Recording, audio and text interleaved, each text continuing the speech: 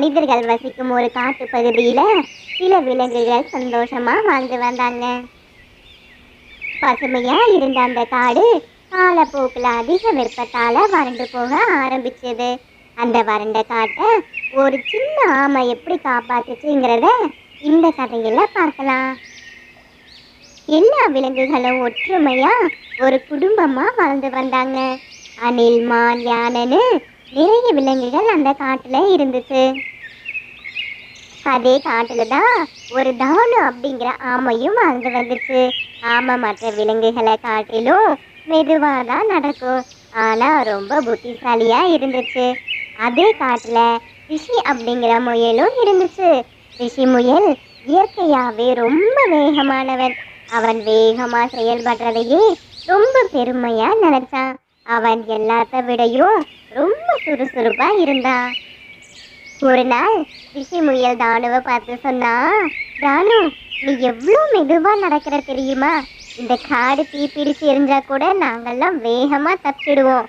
ஆனா நீ நடந்து போறதுக்குள்ளேயே இந்த காடு தீ பிடிச்சு அணைஞ்சே போயிடும் அப்படின்னு ரிஷி முயல் தானுவை கிண்டல் பண்ணி சிரிச்சான். இதை கேட்டுட்ட மற்ற விலங்குகளும் சிரிச்சாங்க. ஆனா தானு மட்டும் எதுவுமே பேசாம ரிஷி சொன்னதுக்கு அவனும் சிரிச்சுட்டு அங்கிருந்து போயிட்டான். கோடை காலத்துல காடு வறண்டு போக ஆரம்பிச்சது. நதி எல்லாம் வற்றிடுச்சு. மரங்கள்ல இருந்த இலைகள் எல்லாமே உதிர்ந்து போயிடுச்சு. அந்த நேரத்துல ஒரு வேடம் போட்ட தீக்குச்சி காற்றுல பறந்து ஒரு இலை மேல விழுந்துச்சு. அந்த ஒரு சிறிய இலை தீயா மாறிடுச்சு. கொஞ்ச நேரத்திலேயே அந்த தீயல காடு புகை மூட்டமா மாற ஆரம்பிச்சது. மிருகங்கள் எல்லாம் பதற்றத்துல அலறி அடிச்சுட்டு ஓட ஆரம்பிச்சாங்க. பறவைகள் எல்லாம் வானத்துல பறந்தாங்க. ஆனா வானம் புகை மூட்டமா இருந்ததால பறவைகளாலையும் சரியா பறக்க முடியல. கரடி ஒண்ணு ஓடிட்டே சொன்னுச்சு, ஓடுங்க ஓடுங்க, தீ வேகமா பரவிட்டு வருது. அணில் ஒண்ணு சொன்னுச்சு, மேற்கு பகுதியில இருந்துதான் தீ வருது, போங்க போங்க, எல்லாரும் பாதுகாப்பான இடத்துக்கு போங்க. வேகமா ஓடக்கூடிய விலங்குகள் எல்லாம் முன்னாடி போனாங்க.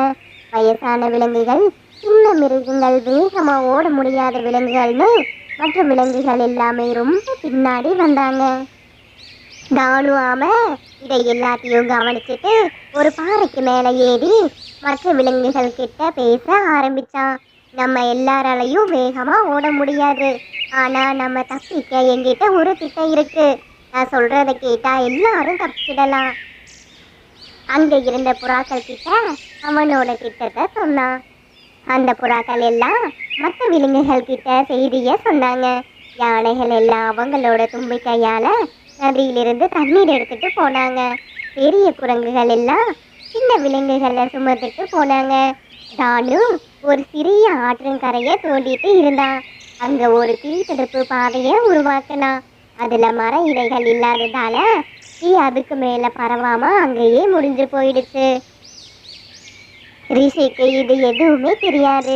ரிஷி பல மைல் தூரம் ஓடி போயிருந்தான். ரிஷிக்கு திடீர்னு ஞாபகம் வந்துச்சு, தானு என்ன ஆனாலும் தெரியலையே, போய் பார்க்கலாம் அப்படின்னு ரிஷி முடிவு பண்ணான்.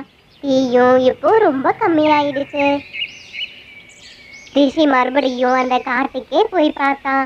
அவன் பார்க்கும்போது தானு அவனோட கால்களால அந்த ஆற்றங்கரையை தோண்டிட்டு இருந்தான். தானு ரொம்பவுமே சோர்ந்து போய் இருந்தான். யானைகள் எல்லாத்தையும் மேல தண்ணி ஊற்றி அணைச்சிட்டு இருந்தாங்க.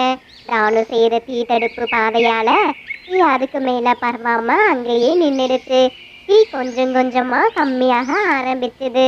விலங்குகள் எல்லாம் ரொம்ப சந்தோஷப்பட்டாங்க. தானும் ரொம்ப சோர்ந்து போய் இருந்தாலும் காடு பழைய நிலைமைக்கு வந்ததை நினைச்சு அவனும் ரொம்ப சந்தோஷமா சிரிச்சான். ரிஷி மெதுவா தானு பக்கத்துல வந்தான். தானு, நீ என்ன மாதிரி சுறுசுறுப்பானவன் இல்ல, ரொம்ப சோம்பேறின்னு நினைச்சேன். ஆனா நீ யாருன்னு எங்களுக்கு புரிய வச்சுட்ட.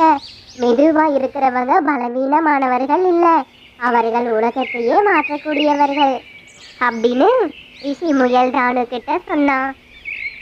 கொஞ்ச நாளைக்கு அப்புறமா காடு மீண்டும் பழைய நிலைமைக்கு வந்துச்சு. ரிஷியும் தானுவும் நல்ல நண்பர்களா ஆனாங்க. இந்த கதையிலிருந்து நம்ம தெரிஞ்சுக்கிறது என்னன்னா, வேகம் மட்டும் போதாது, அறிவும் அமைதியும் தான் உண்மையான வீரத்தை காட்டும். மெதுவாக இருப்பவர்கள் பலவீனமானவர்கள் கிடையாது. அவர்கள் நினைத்தால் இந்த உலகத்தையே மாற்றலாம். வீடியோ பிடிச்சிருந்தா லைக் பண்ணுங்க, ஷேர் பண்ணுங்க, சப்ஸ்கிரைப் பண்ணுங்க.